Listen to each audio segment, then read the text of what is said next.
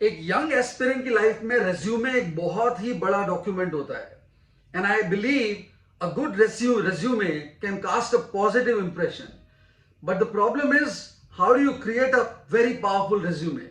और अगर आप रेज्यूमे के लिए सोच सही नहीं रखते तो क्या क्या प्रॉब्लम्स हो सकती हैं। पहले तो let's define what a resume is.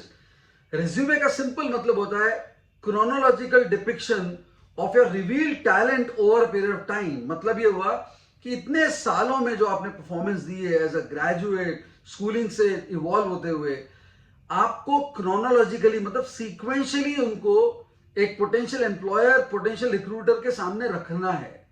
और वो रिवील टैलेंट हो, मतलब वो जितना ज्यादा क्वांटिफाइबल हो, जितना विजिबल हो, जितना टेंजिबल हो, तो आपका रिज्यूमे ज्यादा इंप्रेसिव लगेगा। तो कुछ टिप्स देना चाहूंगा मैं आज।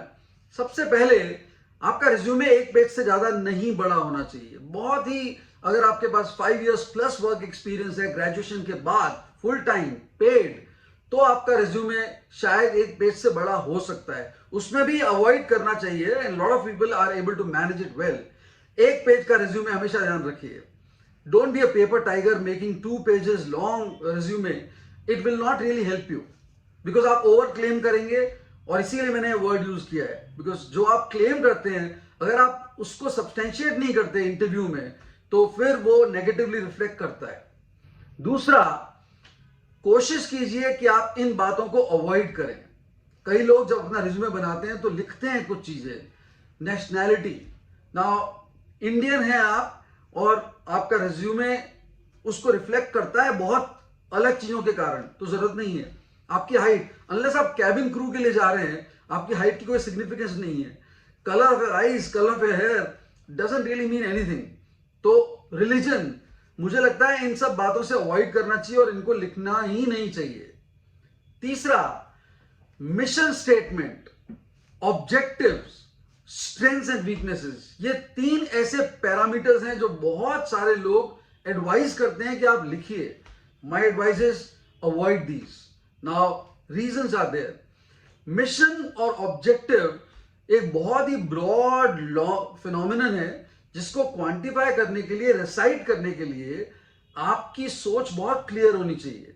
दूसरा, वो एक इंटेंजिबल फिनोमिनन है। आप इंटरव्यू को कहां ले जाना चाहते हैं वो बहुत इंपॉर्टेंट है। आप चाहते हैं कि इंटरव्यूअर का फोकस उस ऑब्जेक्टिव पे रहे, या फिर आप चाहते हैं कि आपके रिवील टैलेंट, मतलब जो आपने परफॉर्मेंस दी है, जो दिखती है कि अगर आपने स्कूल में वॉलीबॉल कंपटीशन में फर्स्ट रैंक आई है आपकी टीम की, तो वो ज्यादा इंपॉर्टेंट है, या फिर आपका ऑब्जेक्टिव या मिशन, तो उसको ध्यान रखिए। डिक्लेरेशन का कोई रोल नहीं है।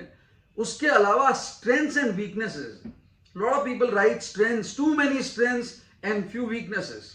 मैं फिर कहना चाहूंगा कि लेट द इंटरव्यूअर और द पोटेंशियल रिक्रूटर जज your strengths and weaknesses based on what you done over a period of time, instead of casting your judgment and possibly dubbing yourself as optimistic, positive, leader, motivator, initiator, and then few weaknesses which are juxtaposed under the garb of strengths only, जो कि बताया जाता है एक trend है, उसको avoid कीजिए। आपका रिज्यूमे क्लीन और नीट लगेगा।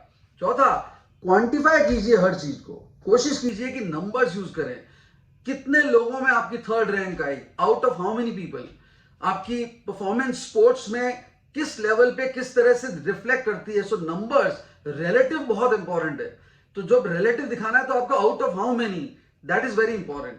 नेक्स्ट, ईयर बहुत जरूरी है। जब भी आपको अचीवमेंट लिखें उसमें ईयर जरूर लिखें। In which year did you do it. And last but not the least, a very important phenomenon, जब आप ईयर लिखते हैं, जब आप सब कुछ मेंशन करते हैं रिलेटिव ग्रेडिंग, तो आप उसको अपने हर अचीवमेंट को पावर वर्ब से रिफ्लेक्ट करें। पावर वर्ब्स होते हैं achieved, selected, performed, witnessed, stood, excelled.